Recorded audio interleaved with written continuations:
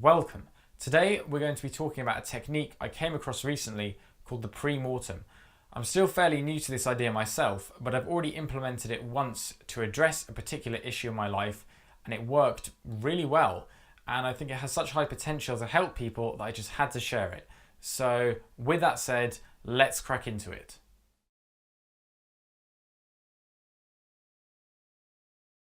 Alright, so I'll start with a simple question.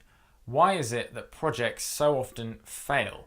Now, when I say projects here, I don't just mean something like a business project or a work project.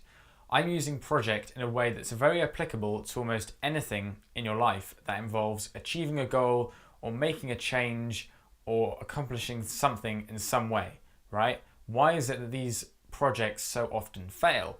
Well, one answer is that people tend not to anticipate and preempt the most likely causes for failure, right? Obviously, in success, I've talked about this before, it's a lot about being positively motivated and going after what you want and not being driven too much by what you don't want.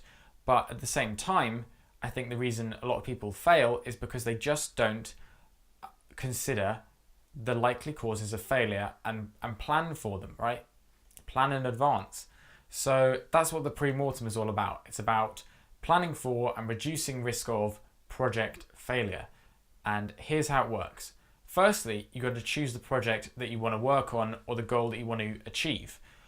Maybe it's getting a certain test score at school. Maybe it's releasing a certain project by a certain date, like creative project by a certain date. Maybe it's just something like reducing the amount of time that you're spending online, right? Whatever it is, the first step is to clarify your intention and then make it date specific. For example, on the 1st of February 2017, I'll be able to run a half marathon, or by 15th of March, I'll have addressed and fixed this particular issue in my social life or in my health or whatever.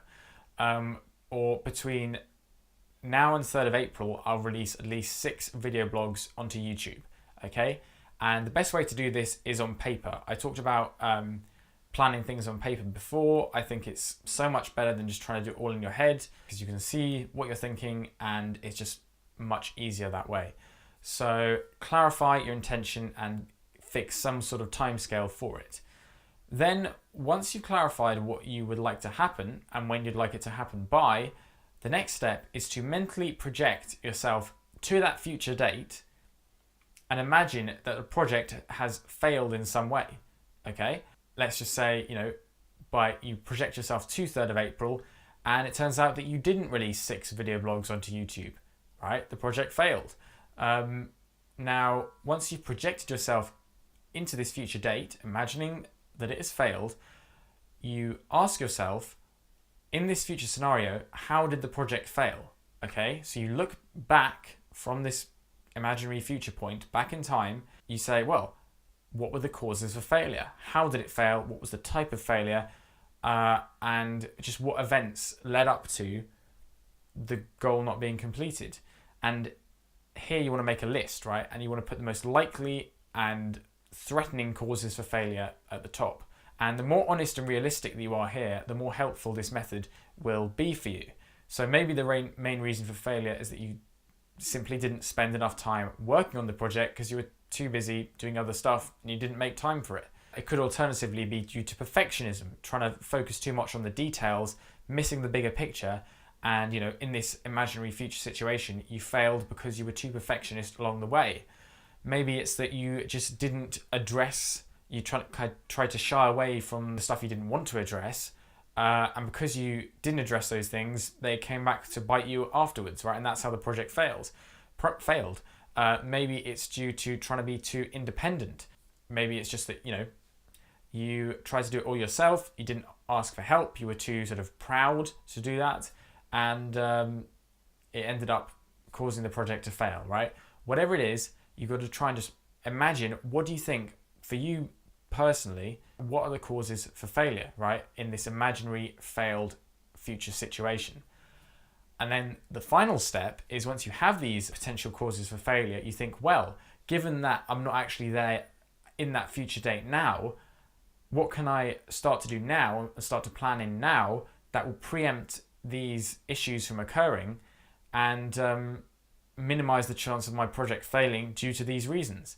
So if it's due to something like trying to be too independent, then you could say, with regard to this project, I'm going to physically, write a reminder to myself to have particular dates where I ask people for help, right?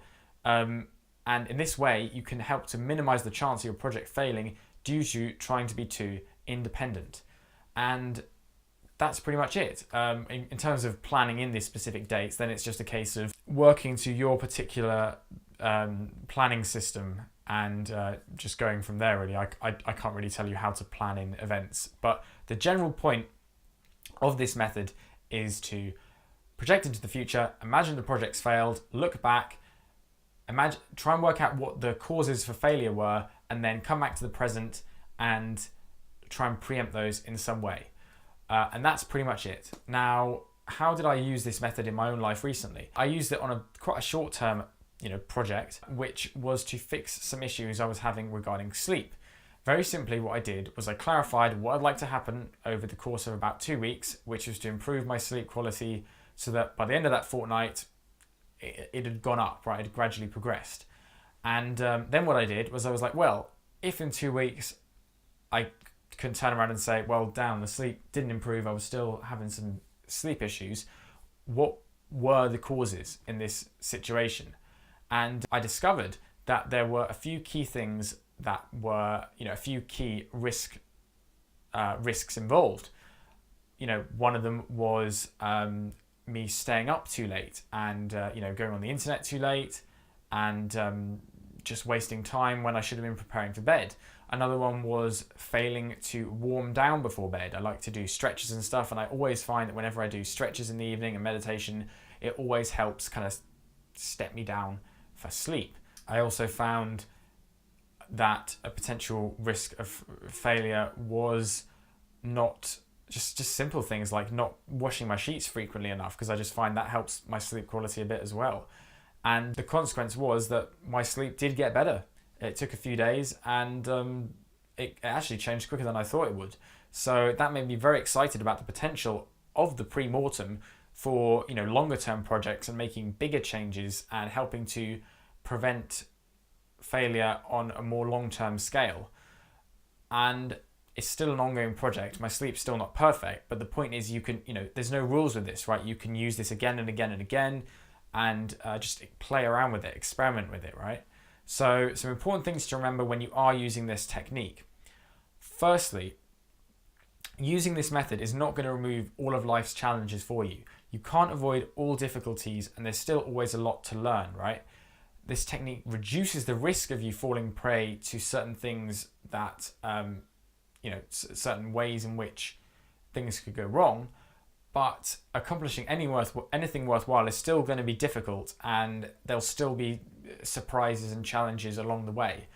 And, sometimes people just get bad luck, right? You could do everything right, but then, people get hit by cars, right? This is a part of life. It's a part of life. You can't avoid everything, and there's often a luck factor as well. So consider that. Secondly, if any of the stuff that you plan to avoid still crops up, don't beat yourself up about it, right? Don't beat yourself up. You try to avoid it, it's still cropped up. That's just the reality of the situation. If this does happen, this is a chance to really learn the lessons and reorient yourself as you go. Like I said, you can use this method multiple times. So you can, use it to try and reduce the risk of a project failing, get to the project, and maybe it you half succeeded. Then you can say, well, you can project again into the future and say, what can I do for this round that will really reduce the risk of things screwing up. Just play around with this. As with all the techniques I give you, nothing's set in stone. Just try and find a method that works for you. I'm really excited to use this method for myself, and I hope the same for you. If you've got a project you want to achieve, I think the pre-mortem can be a great way to help you achieve it. Finally, I thought I'd link to a fantastic video on the pre-mortem, which is actually how I found out about the technique in the first place. It's by a guy called Leo from a website called actualize.org, and he goes super in depth into this topic for about half an hour. So definitely go learn from him. I felt I had to just share my own experience with it and how excited I am to use it, because like I said, I think it's got great potential. So if you want to learn more about this technique, go check out his video. I'll put a link in the description. So that is pretty much it for today. Thank you for watching. I hope you enjoyed the video. I hope it will be useful for you, and I will see you next time. Peace.